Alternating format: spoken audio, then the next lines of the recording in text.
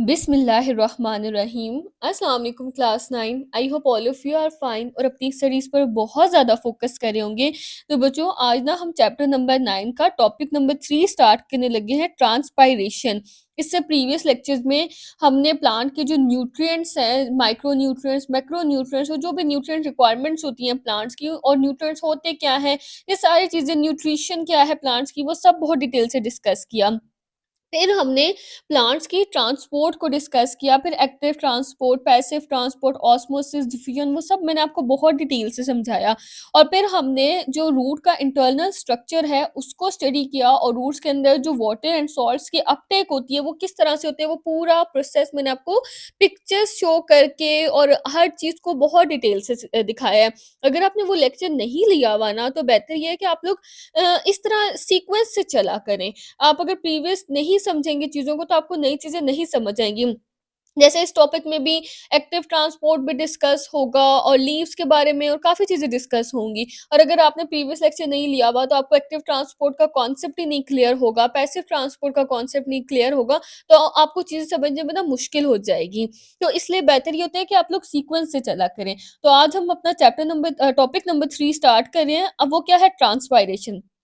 Transpiration क्या होता है कि जो प्लांट्स की सरफेस से वाटर लॉस होता है ना, ये ट्रांसपायरेशन की डेफिनेशन है, ये आपने याद रखनी है। अच्छा, प्लांट की सरफेस के ऊपर से वाटर का लॉस होता है किस फॉर्म में, वेपर्स की फॉर्म में, यानी भाप बन के, बुखारात बन के जो पानी उड़ जाता है उसे हम कहते हैं ट्रांसपायरेशन।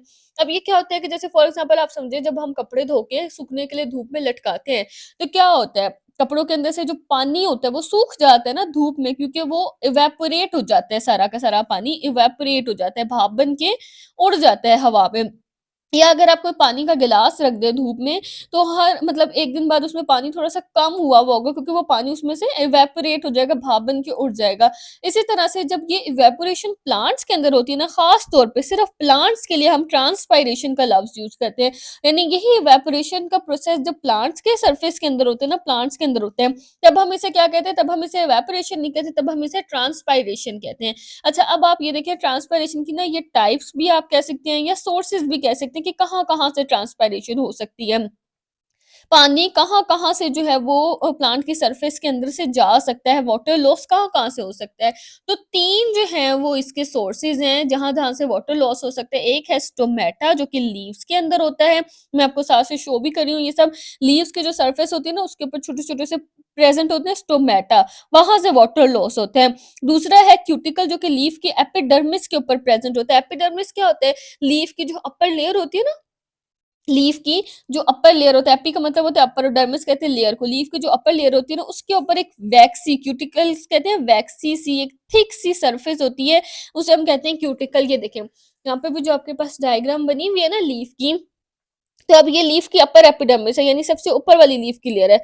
और उसके ऊपर भी ये देखें ना, ये अपर एपिडर्मिस है, ये अपर, इसके ऊपर ही आपको ये लेयर नजर आ रही है, ये ग्रीन से कलर की, ये तो लाइट, ये थोड़ा सा डार्क येलो सा है ना, इसके ऊपर ये ग्रीन सी जो लेयर है, ये जो है ये क्या है, ये क्यूटिकल है। सही है, तो अब वाटर लॉस क्यूटिकल से भी हो सकता है। और उसके अलावा हमारे पास जो है वो एक स्पेशल ओपनिंग्स होती हैं जिन्हें क्या कहते हैं, लेंटिकल्स कहते हैं, जो कि कुछ प्लांट्स के अंदर प्रेजेंट होती है, कुछ प्लांट्स के अंदर। देखिए ना, सम प्लांट्स लिखा हुआ है, हर प्लांट के अंदर नहीं प्रेजेंट होती। कुछ प्लांट्स के स्टेम्स, जो तने होते हैं ना, उनके ऊपर जैसे बार्क सी होती है, छाल बनी हुई होती है, छाल सी, उसको जैसे प्लांट की ना, ऐसे मैं आपको यहाँ पे शो करूँ, जैसे बाहर वाला जो तना होता है मोटा सा, उसके अंदर छोटे-छोटे पोर्स प्रेज़ेंट होते हैं, जिन्हें स्पेशल ओपनिंग्स भी कहा जा सकता है, वो होते हैं लेंटिकल्स। तो हमारे पास ट्रांसपिरेशन इन 3 जगहों से होती है, ये आपने तीनों सोर्सेज़ के नाम याद रखने हैं। एक स्टोमेटा, जो कि लीफ की सरफेस पे प्रेज़ेंट है, क्यूटिकल, जो कि लीफ के एपिडर्मिस के ऊपर प्रेज़ेंट होते हैं, और लेंटिकल्स, जो कि लीफ के, जो कि प्लांट के स्टेम्स के अंदर एक ओपनिंग्स होती हैं। इन 3 जगहों से जो है वो ट्रांसपायरेशन हो सकती है। लेकिन अब आपने ये बात भी याद रखनी है कि इन तीनों में से सबसे ज़्यादा ट्रांसपायरेशन कहाँ से होती है, स्टोमेटा से। सबसे ज़्यादा ट्रांसपायरेशन स्टोमेटा से होती है। क्यों होती है सबसे ज़्यादा ट्रांसपायरेशन स्टोमेटा से? क्योंकि ये जो क्यूटिकल्स है ना, अभी मैंने आपको बताया कि ये जो क्यूटिकल है ये बहुत थिक है, वैक्सी सा, जैसे वैक्स नहीं होती चिपक जाती है किसी चीज़ के ऊपर, ऐसे सा है, ये थिक सा है। तो अब आप देखिए कितनी है कि इससे ट्रांसपायरेशन हो जाएगी, क्योंकि ये खुद इतना थिक है। अब जैसे आप सपोज़ करें कि अगर आप कोई बहुत गर्म कपड़ा, फॉर एग्ज़ाम्पल कोई कालीन धो के डाल देते हैं, कारपेट धो के डाल देते हैं सूखने के लिए, तो उसको सूखने में टाइम लगेगा ना, उसके अंदर से बहुत स्लो जो है वो वाटर निकलेगा, एब्ज़ॉर्ब इवेपोरेट होगा।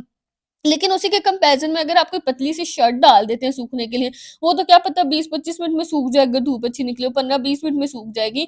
तो इसी तरह से क्या होता है कि क्यूटिकल जो है ये बहुत थिक होता है, इसके अंदर से जो ट्रांसपिरेशन है वो इतनी आसानी से नहीं हो सकती। इस वज़ह से यहाँ से ट्रांसपिरेशन कम होती है और जो लेंटिकल्स होते हैं ना, वो बहुत कम होते हैं। एक तो वो होते ही किसी-किसी प्लांट में हैं ये पोर्स जो हैं लेंटिकल्स प्रेज़ेंट, किसी-किसी प्लांट में होते हैं, हर प्लांट में होते भी नहीं है और जिस प्लांट में होते हैं उसमें भी कम होते हैं, इतने ज़्यादा नहीं होते। तो इसलिए एक तो ये स्पेसेस ही नहीं होती इतनी ज़्यादा, लेंटिकल्स होते ही नहीं इतने ज़्यादा, तो वहाँ से भी ट्रांसपिरेशन इतनी नहीं हो पाती। स्टोमेटा जो है ना, एक तो इनसे ट्रांसपिरेशन आसानी से भी हो जाती है और ये बहुत ज़्यादा प्रेज़ेंट होता है, ख़ास तौर पे लीव्स की जो नीचे की वाली सरफेस है ना, एक तो लीफ के ऊपर वाली सरफेस है ना, जैसे फॉर एग्ज़ाम्पल ये एक लीफ है, ये इसकी एपिडर्मिस होती है, अपर लेयर होती है ना, जैसे अब ये अपर एपिडर्मिस ऊपर वाली लेयर है और ये जो है ना, ये इसकी लोअर एपिडर्मिस है, नीचे वाली लेयर है। तो लोअर एपिडर्मिस के ऊपर ना ज़्यादा स्टोमेटा प्रेज़ेंट होते हैं, तो लोअर एपिडर्मिस से ज़्यादा ट्रांसपायरेशन होती है। अच्छा, अब यहाँ पे ना उन्होंने पाथवे बताया हुआ है कि लीव्स के अंदर, अब हमने पिछले लेक्चर में देख लिया ना कि वाटर कहाँ आया, जाइलम में कैसे आया, वो पूरा हमने पिछले लेक्चर में देखा है कि रूट हेयर से वाटर एब्ज़ॉर्ब हुआ, फिर एपिडर्मिस में गया, एपिडर्मिस से कॉर्टेक्स में, कॉर्टेक्स से वो एंडोडर्मिस में गया, वहाँ से पेरिसाइकिल में गया, फिर जाइलम टिश्यूज़ के अंदर गया, फिर जाइलम जो थी वो उसको लेके लीफ तक आ गई, रूट से वाटर को लेके लीफ तक आ गई। अब वाटर जो है, वो जब लीफ तक आ जाएगा ना, तो वो क्या करेगा, वो जाइलम से कहाँ चला जाएगा, सेल वॉल्स में मेसोफिल सेल्स की, ये देखिए ना, वाटर कहाँ आ गया, जाइलम से आ गया ना, अब वो क्या करेगा, ये जो मेसोफिल सेल्स आपको नजर आ रहा है ना, ये एपिडर्मिस है ना, अपर लेयर, एपिडर्मिस के नीचे क्या है, ये मेसोफिल सेल्स हैं। तो मेसोफिल सेल्स की सेल वॉल्स में जाएगा वाटर। सेल वॉल क्या है, सेल वॉल हर प्लांट के सेल्स के अंदर प्रेजेंट होती है ना, एनिमल सेल्स में तो नहीं होती, प्लांट सेल्स में होती है, कि जैसे ये हमारी जो ऑर्गेनेलीज हैं, साइटोप्लाज्म है, इनको प्रोटेक्ट करने के लिए बाहर एक सेल मेम्ब्रेन होती है, जो एनिमल्स में भी होती है और प्लांट्स में भी होती है। लेकिन प्लांट्स के अंदर इसके बाहर एक और लेयर होती है जिसको हम सेल वॉल कहते हैं। तो अब ये जो वाटर आएगा ना, ये कहाँ चला जाएगा, ये सेल वॉल में चला जाएगा। किसकी सेल वॉल में चला जाएगा, मेसोफिल सेल्स की। और मेसोफिल सेल्स कहाँ पे है, मेसोफिल सेल्स एपिडर्मिस के नीचे है। एपिडर्मिस जो अपर लेयर है ना, उसके नीचे वाली लेयर किस कौन से सेल्स की है, मेसोफिल सेल्स की। उनके सेल वॉल के अंदर ये वाटर चला गया। कहाँ से आया था ये वाटर, जाइलम लेकर आया था रूट से। अब क्या होगा, मेसोफिल सेल्स की जो सेल वॉल है वो मॉइस्ट हो जाएगी। मॉइस्ट क्या होता है, नमी वाली, क्योंकि जिस भी चीज के अंदर वाटर आ जाता है, इकट्ठा हो जाता है, वो नमी वाली हो जाती है ना, गीली गीली सी हो जाती है, तो ये भी मॉइस्ट हो जाएगी। अब यहाँ से जो वाटर है ना, वो इवेपोरेट करके कहाँ चला जाएगा, लीफ के एयर स्पेसिस के अंदर। अब ये एयर स्पेसिस क्या है, ये वही बात है कि मैंने आपको कहा है कि अगर आपने सारे लेक्चर्स को ध्यान ध्यान से सुनने, एयर स्पेसिस को हमने चैप्टर नंबर 5 में पढ़ा है। उसमें मैंने आपको बताया था, जब हमने लीफ का स्ट्रक्चर पढ़ा था उसके अंदर, तो उसमें हमने देखा था कि मेसोफिल सेल्स जो है ना, ये जो एपिडर्मिस के नीचे मेसोफिल सेल्स होते हैं, इनकी 2 टाइप्स होती हैं। एक हमारे पास होते हैं पेलासाइड मेसोफिल सेल्स और एक हमारे पास होते हैं स्पॉन्जी मेसोफिल सेल्स। जो पेलासाइड वाले होते हैं ना, वो एपिडर्मिस के फ़ौरन बाद ये जिनकी लेयर आ जाती है ना, ये लंबे-लंबे इलोंगेटेड हैं और बिल्कुल इनके दरमियान कोई स्पेस नहीं, एक-दूसरे के साथ ये जुड़े हुए हैं। ये हमारे पास पेलासाइड मेसोफिल सेल्स की लेयर है और उसी के नीचे दूसरी टाइप आ जाती है मेसोफिल सेल्स की। ये देखिए ना, ये स्पॉन्जी सी होती है, जैसे कोई स्पॉन्ज होता है, जैसे कोई फ़ोम होता है, ये इस तरह की होती है, ये पहला साइड के नीचे होती है। अच्छा, ये ऐसे बिखरे-बिखरे से होते हैं, इनके दरमियान बहुत स्पेसेस प्रेज़ेंट होती हैं। ये आपको नज़र आ रही है? ये देखिए इसके दरमियान कितनी-कितनी स्पेसेस प्रेज़ेंट है। इनके दरमियान में तो कोई स्पेस नहीं थी ना, लेकिन इनके दरमियान में बहुत स्पेसेस हैं। इन स्पेसेस को हम कहते हैं एयर स्पेसेस। तो अब क्या होगा कि वाटर जो है वो मेसोफिल सेल्स की मोइस्ट वॉल्स से कहाँ आ जाएगा, एयर स्पेसिस के अंदर। ये जो स्पॉन्जी मेसोफिल के अंदर एयर स्पेसिस है ना, यहाँ पर आ जाएगा। अब ये जो वाटर वेपोर्स है ना, वो कहाँ चले जाएंगे, ये वाटर वेपोर्स जो हैं, ये स्टोमेटा की तरफ चले जाएंगे, जो कि लीफ की सरफेस के ऊपर स्टोमेटा प्रेजेंट होते हैं, जहां से वाटर की ट्रांसपायरेशन हो जाती है और फिर वहां से ये एयर में चले जाएंगे और लीफ से निकल जाएंगे। अच्छा, 95% तक ना, कितनी बड़ी अमाउंट है 95%, 95% तक जो प्लांट्स है ना, जो वाटर एब्जॉर्ब करते हैं, वो स्टोमेटा से ट्रांसपायरेशन के थ्रू निकल जाता है। यानी सिर्फ 5% यूज होता है और 95% जो है वो इवेपोरेट हो जाता है, उसकी ट्रांसपायरेशन हो जाती है। तो अब हमने ट्रांसपायरेशन को समझ लिया, ट्रांसपायरेशन के सोर्सेज को समझ लिया और उसमें से जो मेन जहाँ से ट्रांसपायरेशन होती है वो क्या है, वो स्टोमेटा है। तो अब हम ये देखेंगे कि स्टोमेटा कैसे ओपन होता है, कैसे क्लोज होता है और उसमें से ट्रांसपायरेशन कैसे होती है। तो ये पूरा मैकेनिज्म, पूरा प्रोसेस जो है, हम स्टोमेटा की ओपनिंग और क्लोजिंग का समझेंगे और ये आपके पास पेपर में लॉन्ग क्वेश्चन में आ जाता है। तो आपने इसको बड़े ध्यान से सुनना है और समझना है। और इधर पेज के एंड पे आपको एक डायग्राम नज़र आ रही होगी, जिसमें स्टोमेटा की ओपनिंग एंड क्लोजिंग दिखाई हुई है। इस डायग्राम की भी आपने अच्छे से प्रैक्टिस करनी है। अच्छा, वो कह रहे हैं कि जो स्टोमेटा है ना, वो ओपन और क्लोज़ होते हैं। कैसे होते हैं, क्यों होते हैं? क्योंकि उनके अंदर टर्गर प्रेशर चेंज होता है। किसके अंदर टर्गर प्रेशर चेंज होता है? स्टोमेटा के गार्ड सेल्स के अंदर। अब गार्ड सेल्स क्या है? देखिए ना, ये जो स्टोमेटा है ना, स्टोमेटा के बाहर ये सेल्स प्रेज़ेंट होते हैं। ये आपको नज़र आ रहे हैं, ये सेल्स? ये जो है ना, ये क्या है? ये गार्ड सेल्स हैं। ये गार्ड सेल्स हैं स्टोमेटा के। ये जो है ना, ये गार्ड सेल्स होते हैं स्टोमेटा के। ये गार्ड सेल्स जो है वो ओपन और क्लोज होते हैं, जिसकी वजह से स्टोमेटा ओपन और क्लोज होता है। अच्छा, बेसिकली गार्ड सेल्स ओपन और क्लोज नहीं होते। गार्ड सेल्स के अंदर टर्गर प्रेशर चेंज होता है, जिसकी वजह से स्टोमेटा ओपन और क्लोज होता है। टर्गर प्रेशर क्या होता है? टर्गर प्रेशर वो प्रेशर होता है जो किसी भी सेल के अंदर जब पानी भर जाता है ना, तो उसके अंदर जो प्रेशर अप्लाई होता है ना, उसे हम टर्गर प्रेशर कहते हैं। जैसे फॉर एग्जांपल एक बैलून है, जब उसके अंदर पानी नहीं भरा हुआ, पानी कह रही हूँ सॉरी, हवा नहीं भरी हुई, तो वो कैसे होता है? बिल्कुल उसकी कोई शेप नहीं है, वो ऐसे ही पड़ा हुआ है, उसकी कोई उसके अंदर प्रेशर नहीं है, कुछ नहीं है, कोई शेप नहीं है, बिल्कुल वो फुस ऐसे पड़ा होता है। लेकिन जैसे ही आप उसके अंदर हवा भर देते हैं तो अब उसके अंदर एयर आ गई ना, तो वो फूल जाते हैं और उसके अंदर एक प्रेशर सा भर जाते हैं और उसकी एक शेप बन जाती है। उस प्रेशर को हम कहते हैं टर्गर प्रेशर। कि जब भी किसी चीज़ के अंदर जो है वो हवा या पानी भर जाने की वज़ह से जो उसके अंदर प्रेशर आ जाता है ना, उसे हम कहते हैं टर्गर प्रेशर, जिसकी वज़ह से वो टाइट हो जाता है। तो अब यहाँ पे भी ना स्टोमेटा के अंदर, स्टोमेटा के जो गार्ड सेल्स हैं ना, उनके अंदर जब टर्गर प्रेशर चेंज होता है ना, तो उसकी वज़ह से स्टोमेटा ओपन एंड क्लोज़ होते हैं। अब ये कैसे होते हैं, ये पूरा प्रोसेस अभी हम समझेंगे इस लेक्चर में। बस अभी आपने ये लाइन समझ ली है ना, कि गार्ड सेल्स के अंदर टर्गर प्रेशर चेंज होता है, जिसकी वजह से स्टोमेटा ओपन एंड क्लोज होते हैं। अच्छा, अब ये गार्ड सेल्स किस शेप के हैं? सॉसेज शेप के। सॉसेज की मैं यहाँ पे ना पिक्चर अटैच करी हूँ। ये मीट के ना, जैसे हम सॉसेजेस बनाते हैं, ये वो उन्होंने उस शेप से इसको कंपेयर किया हुआ है, मीट के जो सॉसेजेस होते हैं। अच्छा, यहाँ पे ना अब इन्होंने ये बात मेंशन नहीं की, लेकिन आपने याद रखनी है, सॉसेज शेप्ड ये तब होते हैं जब क्लोज होता है स्टोमेटा ना, जब क्लोज होता है तो ये सॉसेज शेप्ड होते हैं। जब ओपन होता है तब ये बीन शेप्ड होते हैं। कैसे होते हैं वो भी हम समझेंगे आगे आहिस्ता-आहिस्ता। यहाँ पे वो कह रहे हैं कि जो सॉसेज शेप्ड गार्ड सेल्स हैं, वो ऐसे वाहिद एपिडर्मल सेल्स हैं जिनके अंदर क्लोरोप्लास्ट प्रेज़ेंट है। यहाँ से अब आपको ये बात समझ आ रही है कि जो एपिडर्मल सेल्स हैं ना, उनके अंदर क्लोरोप्लास्ट नहीं होता, क्योंकि वो ये कह रहे हैं कि गार्ड सेल्स वाहिद एपिडर्मल सेल्स हैं जिनमें क्लोरोप्लास्ट है। इसका मतलब बाकी एपिडर्मल सेल्स में क्लोरोप्लास्ट नहीं होता। क्यों नहीं होता? क्योंकि एपिडर्मस सेल्स नॉर्मली क्या होते हैं? ट्रांसपेरेंट होते हैं।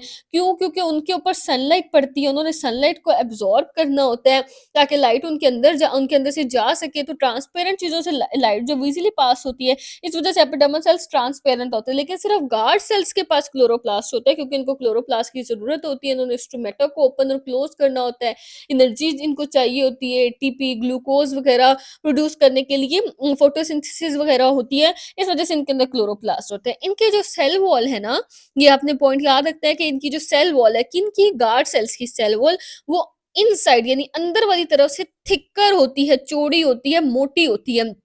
और बाकी हर जगह से एल्सवेयर यानी हर जगह से साइड से और बाकी हर जगह से जो है वो थिनर होती है। अच्छा, कैसे होती है ये देखेंगे, इसमें भी आपको नज़र आ रहा होगा, इस डायग्राम में भी, कि ये देखिए, ये जो अंदर वाली साइड से है, ये कितनी थिक है अंदर वाली साइड से, एज़ कम्पेयर टू ये बाहर वाली साइड से। जो है बाहर वाली साइड से इतनी ज़्यादा थिक नहीं है, अंदर वाली साइड से ये बहुत थिक है। यहाँ पे भी ये अंदर वाली साइड से जुड़ने के बाद भी कितनी थिक बन गई है। तो इसकी जो सेल वॉल है वो अंदर वाली साइड से क्या होती है? बहुत ज़्यादा थिक होती है। जब गार्ड सेल्स टर्गेट हो जाते हैं, देखिए यहाँ पे इन्होंने बता दिया, जब टर्गेट हो जाते हैं, फूल जाते हैं, इनके अंदर जो वो प्रेशर भर जाता है, तब वो किस शेप में हो जाते हैं? बीन शेप्ड में। बीन शेप क्या होती है? लोबिये की शेप।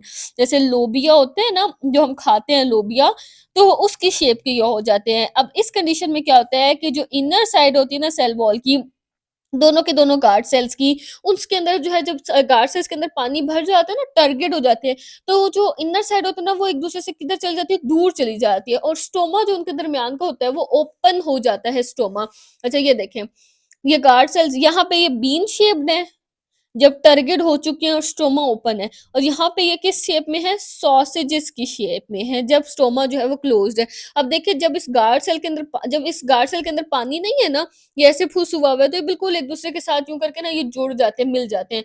लेकिन जब इसके अंदर जो है वो पानी भर जाता है ना इसके अंदर, तब ये अपनी शेप यूँ ओपन कर लेता है, ऐसे करके ना इसकी ये शेप जो है ये ओपन हो जाती है, यूँ ये लोबिया की शेप बना लेते हैं और ओपन हो जाते हैं। उनके दरमियान में ये जो स्ट्रोमा होता है ना, ये भी क्या हो जाता है, ये ओपन हो जाता है और फिर यहाँ से जो है वो वाटर वेपर्स लूज़ होते हैं, वाटर वेपर्स निकलते हैं, ट्रांसपायरेशन होती है, पूरा प्रोसेस होता है। अच्छा, ये जो साइड बॉक्स है ना, यहाँ पे ना एक बहुत इंपॉर्टेंट बात बताई हुई जो आपके पास शॉर्ट में भी आ सकती है कि हाउ या why transpiration is a necessary evil. ये जो लाइन लिखी हुई है कि वो ये पूछ सकते हैं कि ट्रांसपायरेशन जो है वो नेसेसरी इविल क्यों है, ये इस तरह से।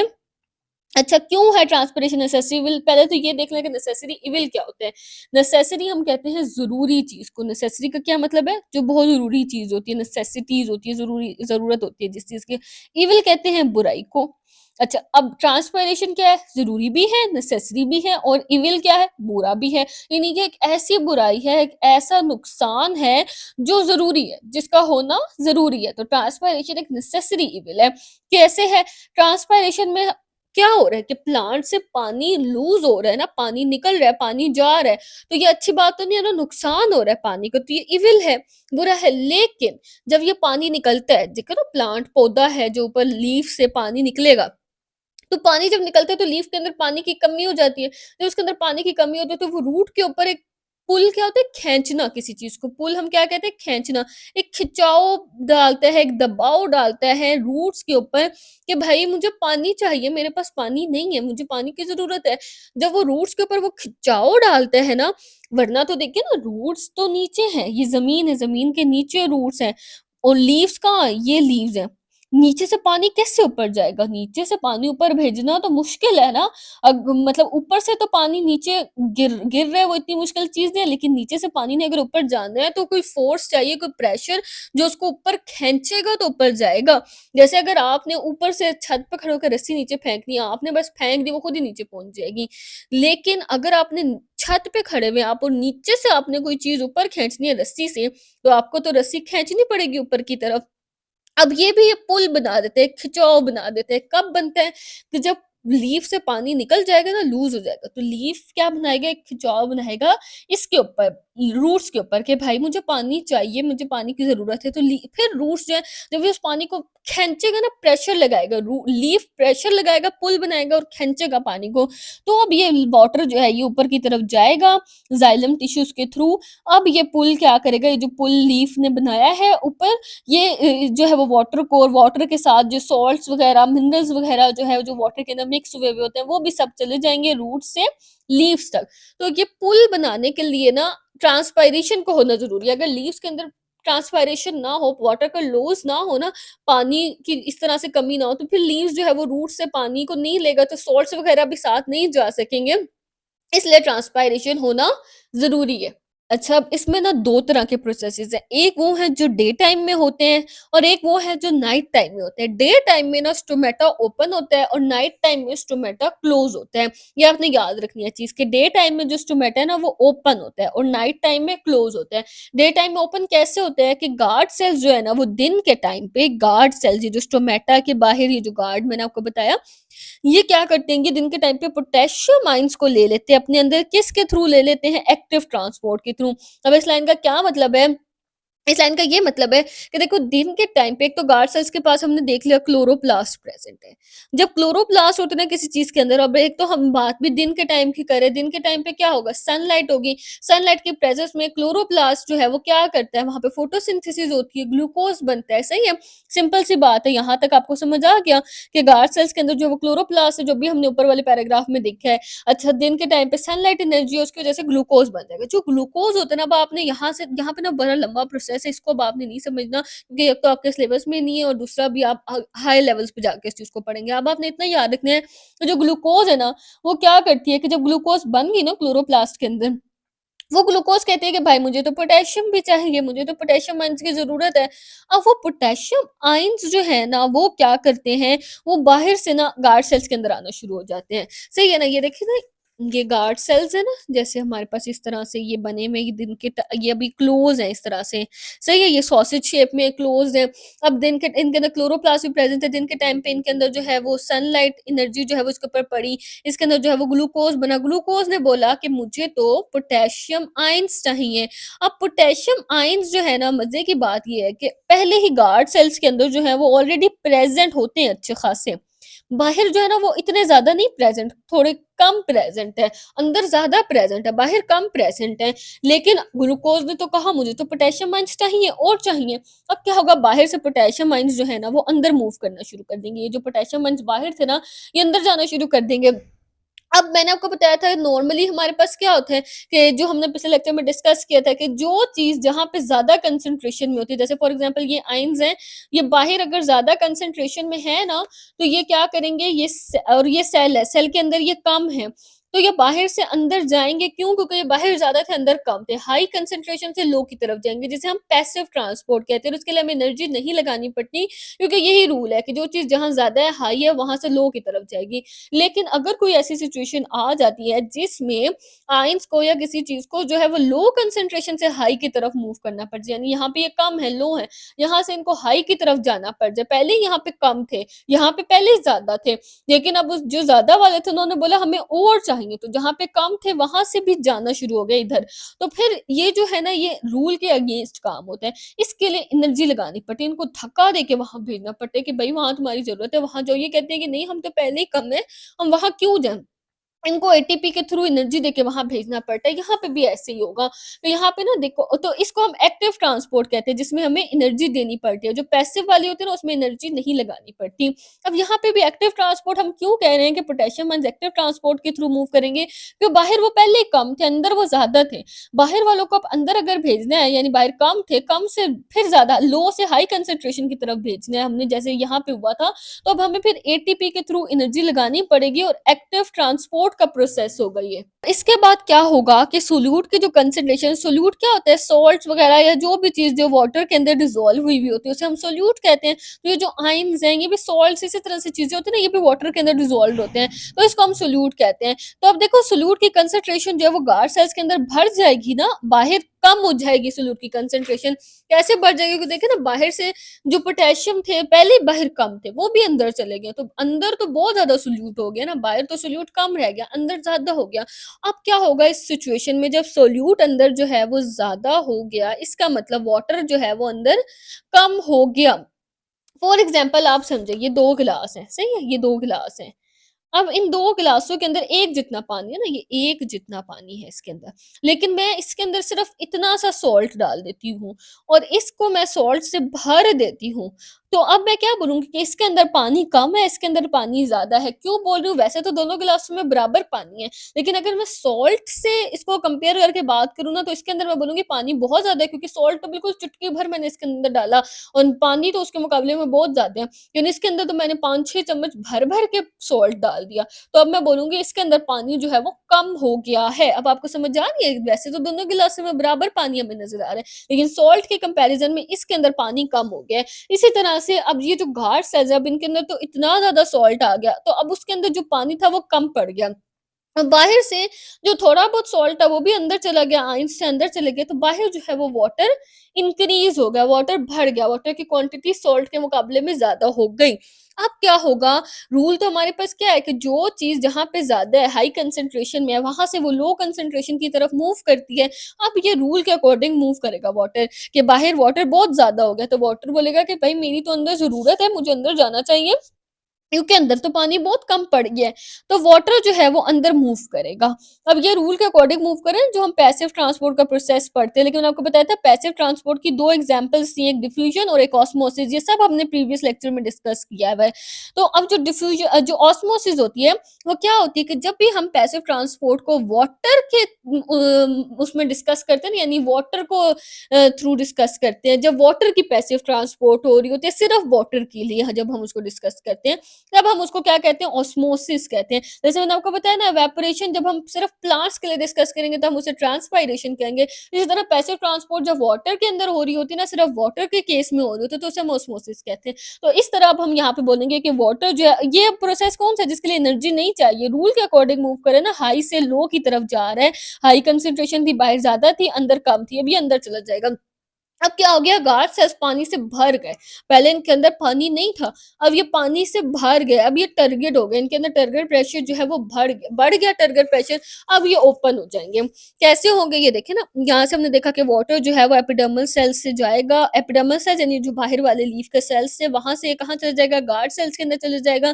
किस तरह जाएगा, ऑस्मोसिस के थ्रू जाएगा, गार्ड सेल्स टर्गेट हो जाएंगे। अच्छा, इनकी जो इनर साइड है वो एक दूसरे से दूर मूव कर जाएगी और स्टोमा ओपन हो जाएंगे। कैसे होगी, ये देखिए, फॉर एग्जाम्पल ये गार्ड सेल्स है, ये इस तरह से ना ये बंद हुए हुए थे गार्ड सेल्स, यूं आपस में जुड़े हुए थे, बिल्कुल ये फूस होके एक दूसरे के साथ जुड़े हुए थे, इनके अंदर कोई प्रेशर नहीं था, कुछ भी नहीं था, ये बिल्कुल एक दूसरे के साथ चिपके हुए। अब ये देखो ना, आहिस्ता आहिस्ता इनके अंदर ना वाटर बढ़ गया।